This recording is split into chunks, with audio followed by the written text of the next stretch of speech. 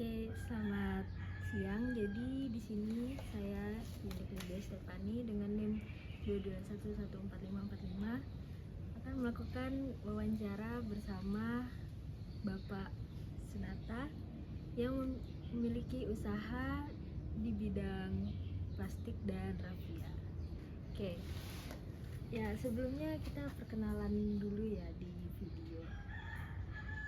Nama Bapak ini siapa dan usaha apa yang udah Bapak jalanin dan udah berapa lama? Nama saya Sunata Wijaya.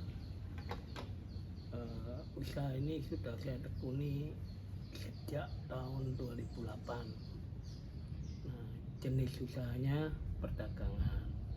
Nah, terus habis itu kita dagang plastik, tali rafia gitu, ya, dan semacamnya lah. Oke, dagang plastik dan tali rafia. Selain itu ada nggak ya Pak kira-kira? Kalau dagang yang lain di pelayanan duka kita ada peti mati, ada alat-alat peralatan duka. Jadi kita ada juga melayani pelayanan duka, menyediakan peti. Oke. Nah, berarti sudah sejak 2008 ya tadi? Sejak 2008. Sejak 2008 berarti sudah hampir 15 tahun ya? Atau udah lebih dari 15 tahun ya? 16 tahunan. Oke, sudah 16 tahun. Nah, selama Bapak menjalankan usaha Bapak itu Bapak itu menerapkan semacam etika kepemimpinan nggak? Etika kepemimpinan itu seperti integritas, kemudian ya hal-hal baik lah yang harusnya ada dalam pemimpin. Ya, terutama yang paling utama itu kita harus memberi contoh tepat waktu, contoh untuk gimana caranya membuat barang dagangan kita laku. Ya, otomatis berhubungan dengan kualitasnya harus dijaga. Selain kualitas, yang paling utama juga kepercayaan pelanggan itu wajib harus dijaga, sehingga tidak ada pelanggan yang merasa kecewa. Sampai saat ini bersyukur kita tidak punya ada pelanggan yang mengeluh karena pelayanan kita, baik di pelayanan duka maupun di pelayanan perdagangan plastik. Ya, bersyukur selama ini saya menjaga, dan ini menjadi contoh bagi karyawan yang membantu. Untuk pegawai-pegawai itu harus kita kasih contoh integritas yang baik, pelayanan secepat mungkin, jangan kita lelet. Itu yang paling penting, karena orang pasti nggak suka kalau kita lelet, kita berbicara nggak benar, ngomongnya A tapi kenyataannya B. Itu sangat kita jaga. Saya sebagai pimpinan, saya juga meneladani dari apa yang pernah saya pengalaman pekerjaan waktu masih masa muda dulu. Itu begitu menjaga integritas, menjaga kepercayaan, itu sangat penting.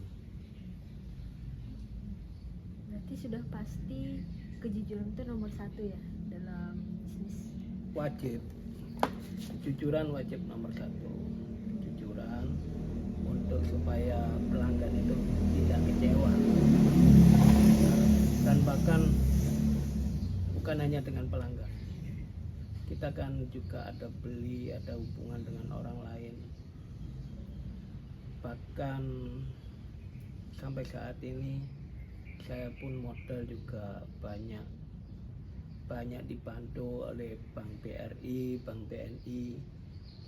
Ya, bersyukur sampai saat ini untuk layanan bank itu saya akan menjaga tidak pernah terlambat mengangsur. Nah, itu yang wajib. Sampai saat ini belum pernah ada raport merah. Sehari pun kayak nggak pernah terlambat untuk angsur. Nah, berbicara soal berhubungan dengan orang lain, pastinya kan punya mitra bisnis ya, seperti pelanggan. Nah, itu pastinya nggak luput dari adanya konflik ya, kayak ya mungkin ketidaksesuaian ya. Itu bagaimana strategi Bapak dalam menghadapi konflik itu? Dan cara ya manajemennya supaya ini konflik selesai gitu, dapat jalan tengahnya. Ya. Jadi semua pekerjaan kan saya tidak bisa mengerjakan dengan sendiri, tapi saya dibantu dengan orang-orang, dengan teman-teman, dengan karyawan, dengan ya orang-orang yang membantu saya. Jadi saya nggak mungkin bisa kerja sendiri. Kalau konflik seperti ada di pelayanan duka, ya namanya orang berduka pasti istilahnya itu marah-marah terus. Nah, kita harus lemah lembut, kita harus bersabar, karena orang berduka pasti ya begitulah, suka marah, bentak-bentak. Ya kita harus mengerti mereka lagi berduka. Kalau yang di pasar, yang usaha plastik ini kadang ya nggak sesuai antara permintaan dengan barang yang kita kirimkan, dan itu pun segera kita perbaiki supaya contohnya untuk tali rafia dia pingin gulungan lebih besar, tapi karyawan kita mengerjakan agak kecil tapi padat. Kalau dilihat dari ukurannya, kita selalu menjaga jujur pas untuk timbangannya. Cuma kalau bentuknya ini kan disesuaikan permintaan. Nah, jadi disitulah kita harus bisa menyesuaikan permintaan pasar. Untuk sampai saat ini sih komplain belum pernah ya. Ya awal-awal kerja dulu pernah, karena kita juga masih belum mengerti. Tapi saat ini kita berusaha untuk ukuran itu disatukan. Jadi supaya nggak banyak ukuran. Kalau banyak ukuran nanti kita yang keteteran, kerja yang ini, kerja yang model ini, kerja ini. Jadi pelan-pelan pasar kita arahkan dalam seragam, satu ukuran, satu berat gitu. Jadi ya bersyukur sampai saat ini belum ada komplain, belum ada keluhan. Harus diselesaikan yang baik, karena pelanggan itu adalah yang harus kita layani dengan baik.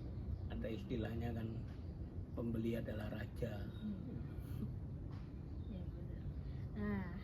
Nah ngomong-ngomong soal bisnis ya, bisnis kan pasti ada naik turunnya, dan apalagi bisnis Bapak ini sudah 16 tahun. Sepengetahuan saya kan sempat ada masa kayak pandemi COVID, itu kan pasti banyak pengusaha yang sempat berada pada masa turunnya, masa kritisnya. Nah, itu gimana sih cara Bapak mengatasi masa kritis itu, strategi Bapak? Ya, jadi yang paling utama di dalam bisnis ini, kita harus cari teman yang banyak, kita harus cari kenalan yang banyak. Dari kenalan itu pasti akan menjadi pelanggan. Mengenai bicara tentang saat pandemi corona, itu hampir semua, ya bukan hampir, pasti semua bidang usaha akan terdampak. Saya pun juga terdampak. Jadi bukan berarti kita nggak ada dampak di situ. Oh, besar sekali. Nah, beruntungnya saya orangnya suka tantangan. Jadi saya kalau ada seperti gitu, pasaran agak menurun, saya suka tantangan, bikin pola, bikin model, bikin yang yang lebih aneh dari biasanya untuk model tali. Tapi beruntung di saat corona, pasaran yang sepi sekali, saya diberi hikmat oleh Tuhan. Bahkan itu pun tidak pernah saya pikirkan saya bisa buka cabang usaha di Sampit. Pangkalan Bun Sampit ini kurang lebih 240 kilo. Jadi waktu pandemi itu saya dapat hikmat dalam hati nurani. Itu seperti Tuhan berbicara, kamu lebih baik ke Sampit. Kebetulan di sana ada seorang pendeta yang pindahan dari Pangkalan Bun, dan waktu itu saya tanya, sudah tahu Sampit belum? Dia tahu Pak, dia sudah pindah. Inilah luar biasanya ya, cara Tuhan bekerja itu luar biasa, sangat sempurna. 2 tahun sebelum pandemi, tahun 2018, itu namanya pendeta Charles dipindah ke Sampit. Nah, waktu saya ke Sampit, saya sebetulnya tidak tahu Sampit, saya cuma lewat-lewat aja sih Sampit. Kalau mau ke Palangka ya lewat gitu. Tapi dalam hati saya disuruh ke Sampit, dan di situ saya berdoa, Tuhan kalau memang ini benar langkah yang aku ambil, biarlah Tuhan buka mata, pikiran, telinga untuk bisa mengerti kehendak Tuhan. Nah, waktu itu keadaan pasar di Pangkalan pun sepi. Jadi begitu saya dapat hikmat dari hati, saya siapkan semuanya.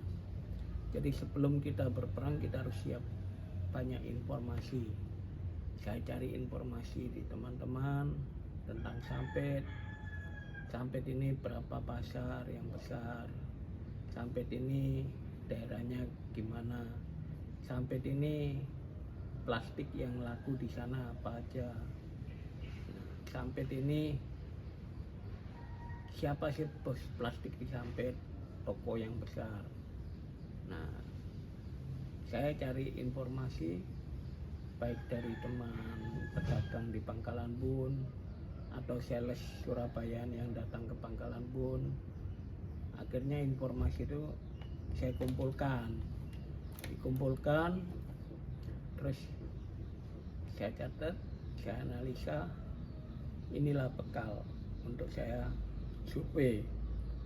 Jadi sebelum kita berangkat ke Sampit, saya kumpulkan dulu data-data. Itu wajib untuk mengetahui Sampit. Sampai di Sampit luar biasa kalau Tuhan bekerja, Tuhan turut bekerja di dalam kehidupan. Pasar-pasar banyak menerima, banyak yang pesan. Nah, setelah itu saya berdoa lagi, Tuhan, bukan aku nggak percaya, cuma tolong Tuhan buktikan yang kedua. Kalau memang Tuhan perintahkan saya ke sini, saya akan buka di sini. Nah, ternyata saat survei kedua luar biasa, Tuhan buka jalan. Nah, itulah awal mula dari pekerjaan Sampit yang saya tekunin sampai saat ini. Berarti justru ketika pandemi datang yang dimana itu cukup menggemparkan dunia, itu malah membuka peluang baru ya, membuka kesempatan baru. Betul. Jadi kita tidak perlu usah khawatir, kita usah takut dalam menghadapi hidup ini. Selama kita di atas kebenaran dan bukan satu kesombongan, bukan satu kegagah-gagahan, Tuhan pasti buka jalan. Dan perlu diingat, matematika Tuhan itu tidak sama dengan matematika dunia. Cara kerja Tuhan luar biasa, di luar dari pikiran yang ada pada manusia. Di dalam hidup ini kita hanya bisa melihat bukti yang nyata, bukti ilmiah, tetapi yang tidak bisa kita lihat bukti bahwa Tuhan bekerja dengan adi kodrati. Nah, itulah yang maksud di dalam kehidupan ini ya. Kalau saya punya uang 10 juta, saya tunjukkan, nah ini uang saya 10 juta. Itu artinya bukti fisik, bukti yang nyata. Nah, terus uang ini kalau saya simpan di bank, saya kasih ATM, saya ada ATM, dan ATM ini saya serahkan, terus saya kasih nomor PIN, terus Anda pencet nomor PIN, pasti akan keluar berapa saldo. Nah, kalau saldo di situ menunjukkan 11 juta, ya pasti uang kita 11 juta.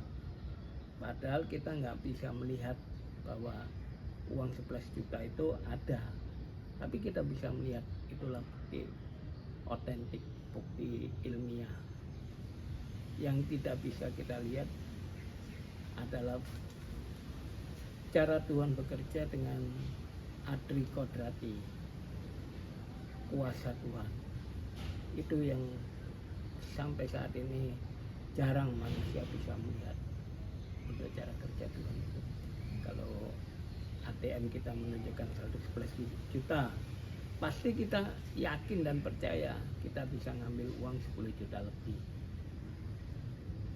Nah, karena itu ada buktinya. Tetapi yang belum bisa kita lihat, Tuhan bekerja untuk masa depan kita. Itu biasanya kita belum bisa melihatnya. Tapi yakin dan percaya kalau kita di atas kebenaran, pasti kita dibukakan jalan. Serumit apapun seperti pandemi, pasti Tuhan buka jalan. Saya percaya Tuhan buka jalan luar biasa. Saat pandemi saya semakin meningkat, saya semakin usaha berkembang. Padahal lain orang kan pada keteteran, bayar bunga, bayar bank. Nah, puji Tuhan sampai saat ini usaha itu masih berlangsung sampai semakin maju. Oke. Nah, tadi pas kita berbicara soal mitra bisnis, kan Bapak ada menyebutkan kalau Bapak itu punya karyawan. Nah, pastinya itu harusnya ada laporan pertanggungjawaban gitu kan, kayak untuk memantau gimana kinerja karyawan Bapak. Nah, itu tuh ada nggak sih bentuk laporan pertanggungjawabannya, kayak misal laporan fisik, absen, absensi, atau gimana sih cara Bapak memantau itu kinerja mereka? Jadi dalam setiap perusahaan pastikan dibantu orang lain, ya namanya karyawan ataupun apa namanya. Bagi saya simpel aja. Jadi di dalam setiap pekerjaan harus kita bikin sistem. Dan ini saya pelajari waktu saya masih bujang, masih muda. Itu saya pernah bekerja di PT Mas Pion. Kenapa kok Mas Pion bisa besar seperti itu? Mereka semua itu memakai sistem. Dan luar biasanya sistem yang di Mas Pion itu, pekerjaan itu nggak perlu kita kontrol dengan susah payah, tetapi kita buat sistem seperti semi corona. Jadi di dalam pekerjaan itu harus kita buat sistem gimana kita bisa ngontrol dengan mudah, gimana kita bisa ngontrol hasilnya dengan baik, tetapi karyawan kita nggak merasa diawasi pekerjaannya, harus dipaksa, harus diana. Jadi kita harus buat sistem yang saya tiru dari PT Mas Pion, sistem upahnya. Sistem upah itu tergantung dari berapa banyak yang kamu kerjakan, tetapi kita harus mempermudah mereka bekerja supaya mereka bisa berpendapatan dan berpenghasilan yang layak. Karena semua pekerja kalau dia kurang layak, tentunya juga kita juga kurang suka, kurang senang, kurang serius dalam bekerja. Nah, itulah kita harus memikirkan mereka bisa berpenghasilan yang layak.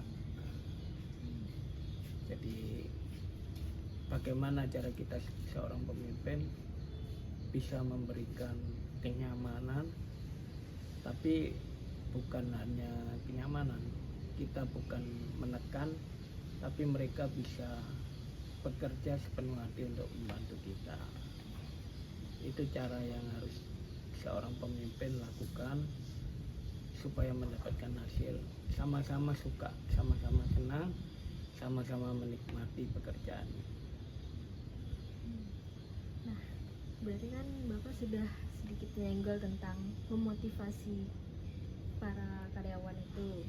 Nah, kira-kira ada nggak sih reward buat mereka agar mereka itu terpacu gitu? Itu bisa dijelaskan lebih rincinya gimana? Nah, kita ada 2 keluarga yang bekerja, ada 3 ya. Jadi untuk anaknya kita pekerjakan untuk gulung tali rafia, untuk bapaknya kebetulan dia seorang tukang membuat peti,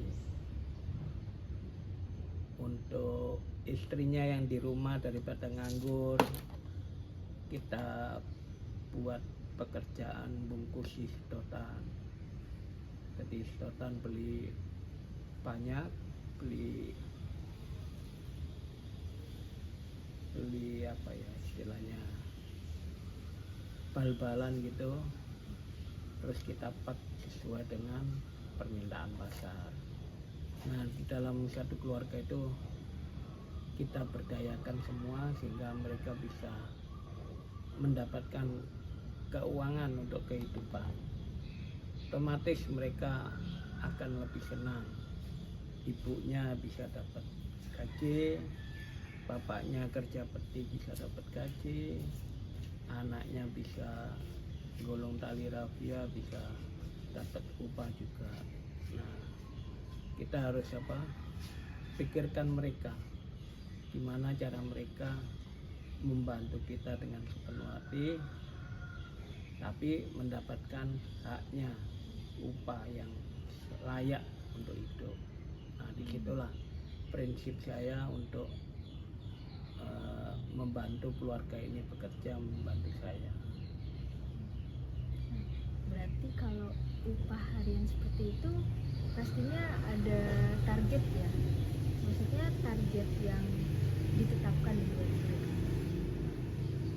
Kalau target sih nggak ada ya. Jadi kalau mereka dapat banyak, ya dia dapat upah banyak. Jadi kita sistemkan borongan. Cuma untuk berapa besar borongannya itu saya harus berpikir matang, saya harus menganalisa kira-kira ini bisa dikerjakan berapa lama dan berapa upah yang diterima. Untuk rewardnya itu yang tadi dibilang, ada karyawan yang saat saya pergi gitu ke Sampit atau kemana, itu kita serahin kunci di rumah. Dan kalau ada pelanggan yang minta barang, mereka tak suruh siapkan, terus foto. Nah, sehingga pelanggan tidak kehabisan barang, nanti orang yang melayani itu pasti dapat bonus ya istilahnya. Seperti contohnya satu peti kalau keluar itu 200.000. Jadi untuk mereka ini senang, jam berapapun saya telepon kalau ada pelayanan buka. Seperti kemarin jam 10 malam orang minta peti, mereka akan lakukan dengan senang hati karena mereka juga mendapatkan bonus. Satu peti biasanya 200.000. Jadi kita buat seperti itulah. Kalau reward yang lain, kalau dia mau ada pesanan khusus yang perlu dikerjakan cepat, otomatis mereka harus kerja lebih lagi dari jam kerja. Ya, otomatis nanti waktu selesai bekerja kita kasih bonus. Kayak upah lembur Ya. gitu ya. Ya bonusan lah. Jadi bukan istilahnya bukan lembur. Kalau lembur salah. Kalau lembur itu orang bekerja diwajibkan jam segini sampai jam segini, selebihnya itu lembur. Nah ini biasanya bonus saja. Nah, berbicara soal proses bisnis itu ya, proses produksi itu kan juga dikerjakan oleh manusia ya. Nah, pastinya ada percobaan dan kegagalan gitu. Nah, semisal ada kesalahan dari karyawan atau mungkin semacam pelanggaran, itu ada kayak semacam sanksi atau gimana nggak yang Bapak terapkan gitu? Dan apakah sanksi itu tuh mempengaruhi kinerja dari tim? Saat ini yang saya kerjakan kan barang-barang plastik yang mungkin nggak ada untuk kerusakannya, itu nggak ada. Jadi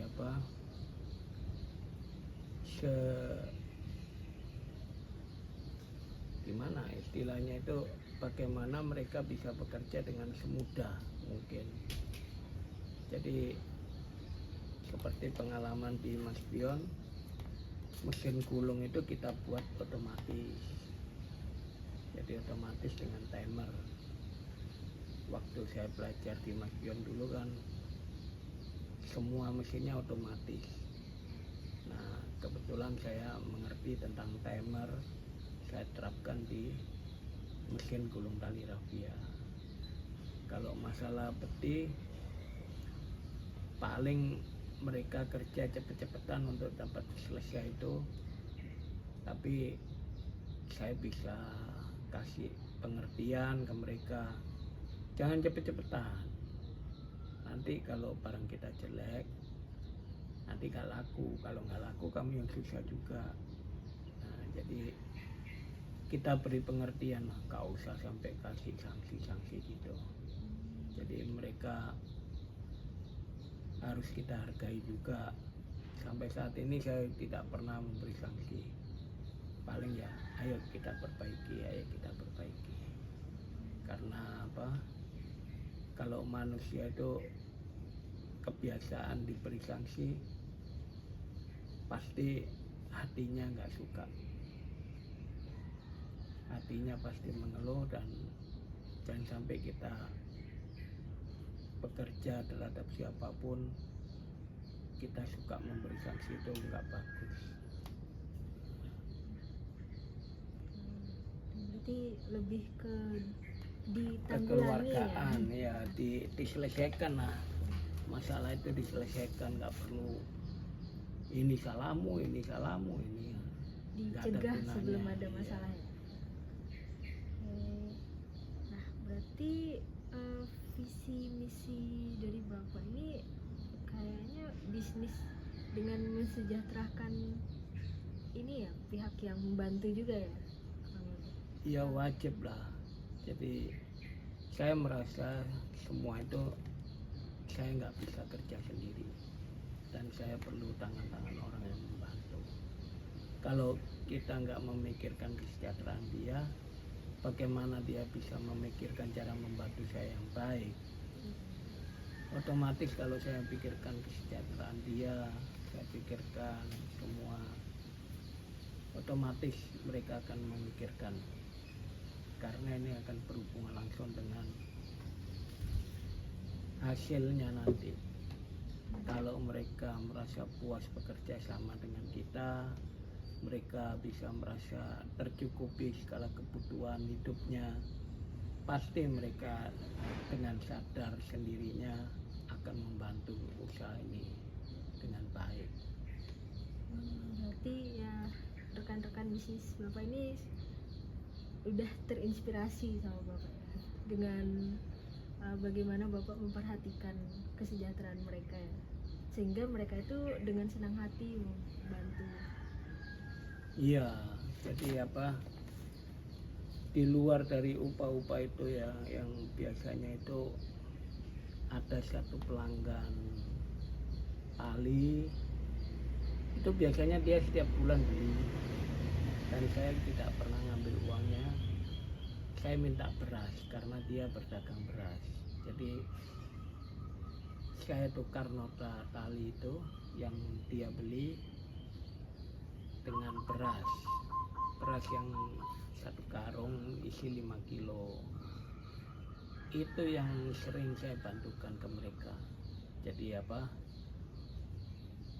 setiap seminggu atau 10 hari kita kasih beras.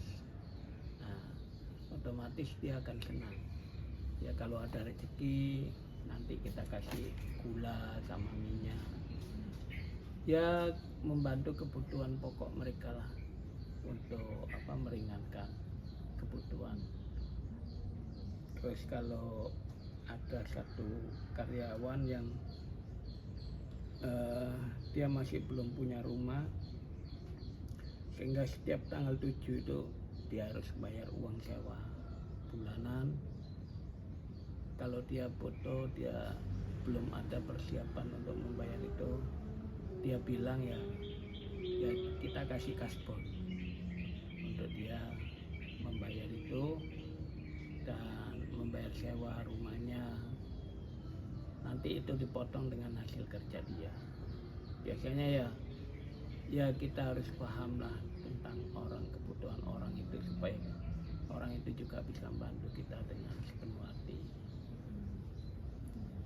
Jadi pastinya karyawan tersebut ini ya juga apa ya bahasanya ya, jujur. Maksudnya ketika uangnya sudah diterima itu dia akan bekerja dengan ini sungguh-sungguh. Ya jelas. Jadi kalau kita berbuat baik, pasti mereka akan memahami kebaikan kita. Jangan ada pura-pura di dalam kehidupan ini. Selama ini saya tidak pernah berpolitik dengan mereka untuk gimana. Yang paling saya utamakan cuma kamu bekerja dengan saya, kamu bisa mencukupi kebutuhan hidup, ya lebih dari kebutuhan hidup, kamu bisa menikmati semuanya, kamu bisa bekerja dengan sepenuh hati, pasti saya juga akan diberkati oleh Tuhan yang lebih dari dia. Nah, itulah prinsip dari hidup, supaya menjadi berkat bagi semua orang. Nah, setelah menjalani bisnis selama 16 tahun dan apalagi Bapak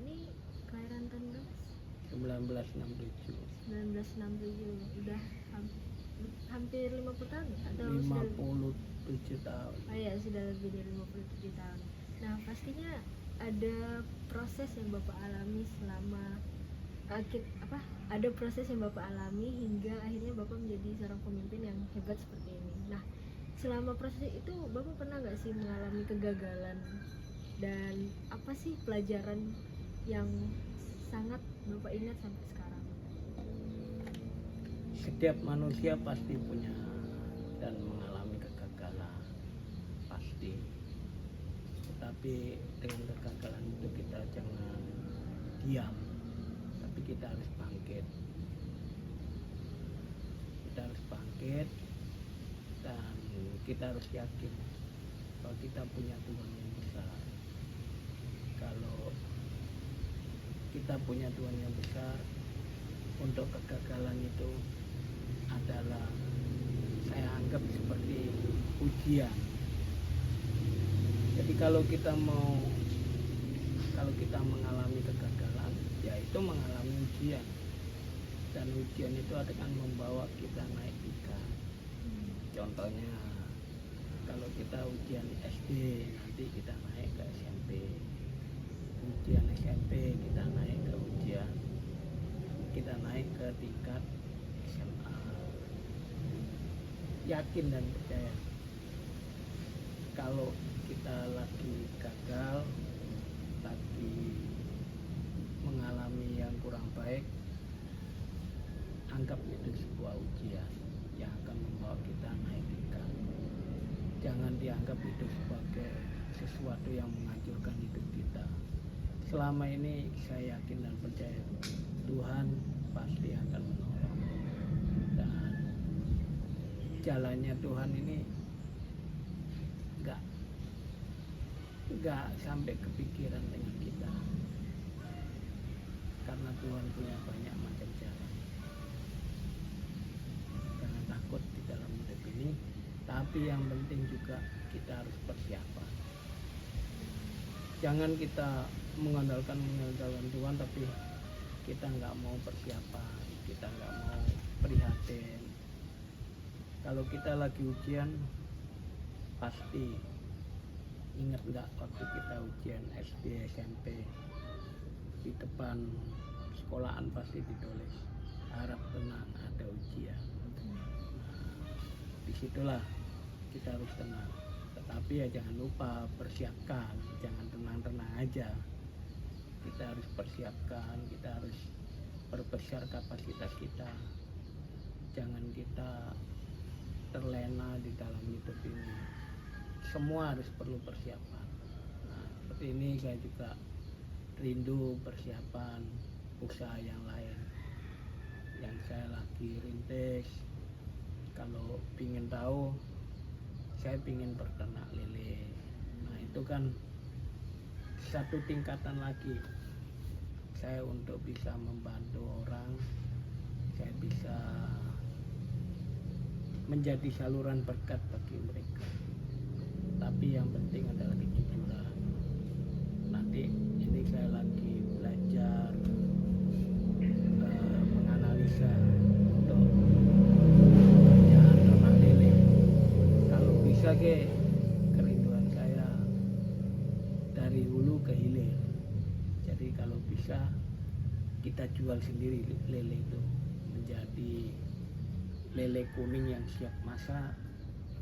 Kita bisa buka spesial rumah makan ikan lele, gurami, ikan patin. Itulah kerinduan saya, yang saya tidak pernah untuk berhenti berkhayal. Saya tidak pernah berhenti menghayal. Saya harus terus bermimpi, karena dengan mimpi itu Tuhan akan bisa mewujudkan. Kalau kita berhenti bermimpi, ya Tuhan mau apa? Jangan kita menjadi orang yang berhenti bermimpi. Terus mimpikan hal-hal yang benar, hal-hal yang berkenan di hati Tuhan, hal-hal yang berkenan maksudnya ya jangan seenaknya sendiri, kita ambil untung sendiri, tanpa mikirin orang, tetapi kita harus menjadi saluran berkat. Jadi menjadi saluran berkat itulah yang paling penting. Yang paling penting lagi, jangan terlena, jangan berhenti bermimpi, jangan berhenti memikirkan untuk maju. Karena kalau kita berhenti, kita akan stuck di situ, akan berhenti di situ, dan kita tidak bisa melihat kuasa Tuhan yang besar. Terus bermimpilah yang baik, inginkan, rindukan sesuatu yang baik supaya kita menjadi saluran berkat bagi orang lain. Itu aja.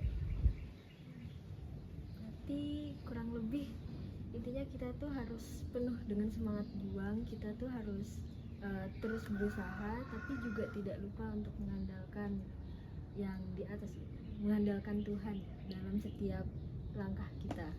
Ya, kalau saya orangnya selalu bersemangat, tetapi segala sesuatunya saya akan bertanya, berdoa, benarkah ini langkahnya Tuhan? Benarkah ini langkahnya? Bahkan saya pernah belajar untuk menjadi petani kecambah. Jadi dengan banyak pengalaman, nanti pasti itu akan berguna bagi kita. Ini saya lagi belajar tentang ini untuk menganalisa gimana tidak ada kerugian, tidak ada kecurangan dari karyawan yang akan membantu untuk tidak bisa merugi karena lele ini nanti kanibal, makan sesama. Terus kalau pernah saya juga belajar untuk bikin kecambah, luar biasa, keuntungannya luar biasa, tapi dia perlu pekerjaan yang nggak ribet, cuma pekerjaan yang benar-benar melelahkan.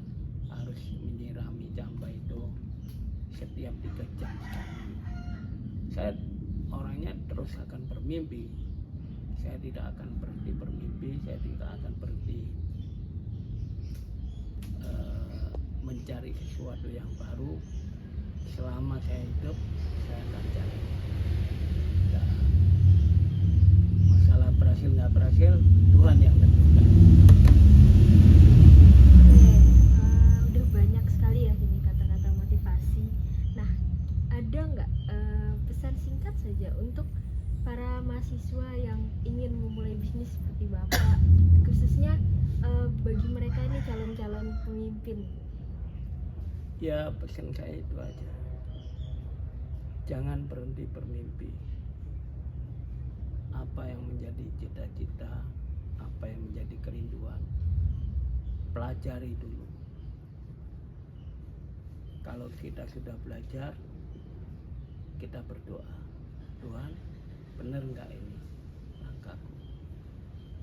Kalau Tuhan dalam hati kita memang nggak bisa mendapat jawaban dari Tuhan secara langsung, tetapi kita bisa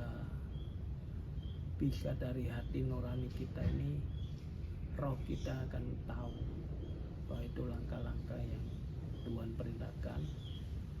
Pasti jalannya mudah, caranya mudah,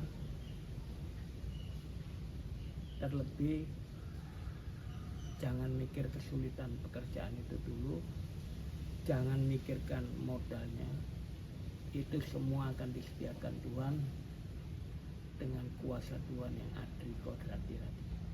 Jadi jangan kita mau mulai usaha dengan mikir segala kesusahan, segala kekurangan, tapi analisa dulu. Juga jangan berpikir mana modalku, mana saya harus butuh ini, butuh itu. Tetapi kalau Tuhan berkehendak, yakinlah pasti Tuhan akan mengadakan semua itu. Pasti akan ada jalan untuk modal itu.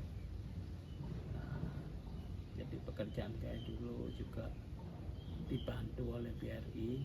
Saya juga nggak ngerti caranya, tetapi lama kelamaan dengan berjalannya waktu kita juga harus konsekuen dengan yang membantu. Kalau saya dibantu BRI BNI, saya tidak akan pernah terlambat mencicil angsuran. Ya.